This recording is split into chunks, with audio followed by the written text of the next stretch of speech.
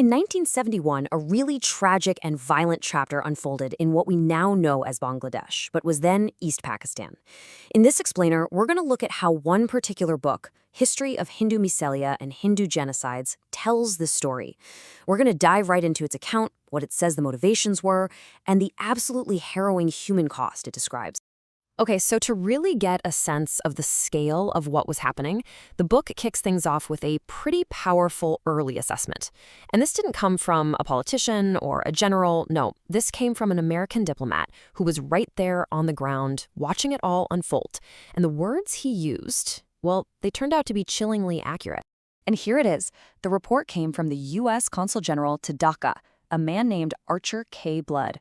He was one of the first to say that what he was seeing was a selective genocide. Now think about that. The book really stresses who this was coming from. This wasn't some piece of propaganda. It was an official diplomatic cable. And that term he used, selective genocide, it was one of the very first acknowledgments from an outsider that this wasn't just some conflict. It was a targeted extermination. So that begs a pretty big question, right?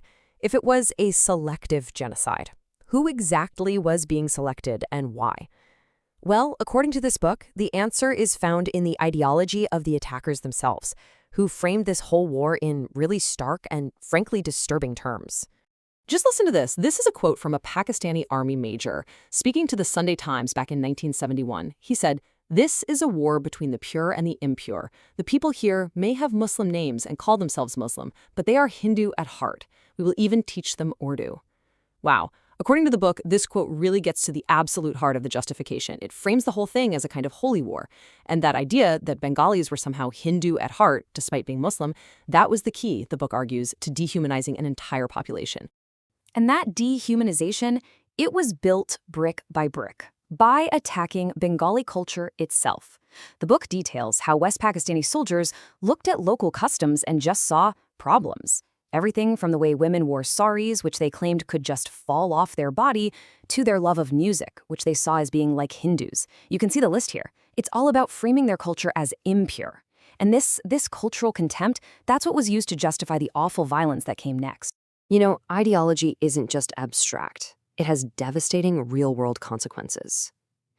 So the book shifts here. It moves from the why to the who, the actual individuals who suffered through this. I have to say, the accounts that follow are drawn straight from the text, and they are really difficult to hear. But they're absolutely essential if we're going to understand the true human cost. This is an account of a pregnant girl on Nawabpur Road, a Dhaka college student. Her life just completely shattered in an instant when the Pakistani army took her away. It's just one story documented in the book, originally from a text called My People Uprooted, but it's incredibly powerful. And the trauma, it didn't just stop when the physical attack was over. This next testimony is from a survivor, and it really details the horrifying aftermath. From screaming and passing out, to waking up in a hospital and being told she was pregnant, and then ending up in a rehabilitation center, just forced to live with the consequences of that violence day after day. And the book is really clear on this point. These stories, as horrific as they are, were not isolated incidents, not at all. They're presented as just two examples of what it describes as a systematic campaign of violence that was happening to civilians, especially women, all across East Pakistan. So you have to ask, was this a completely unique event? Something born out of a specific time and place that could never happen again? Well, the book's final argument is a resounding no. It actually suggests that the atrocities of 1971 followed a very familiar and utterly terrifying historical pattern. And this is the author's final crucial point. The claim is that the 1971 genocide wasn't some kind of historical anomaly. Instead, it followed what the author calls a historical template.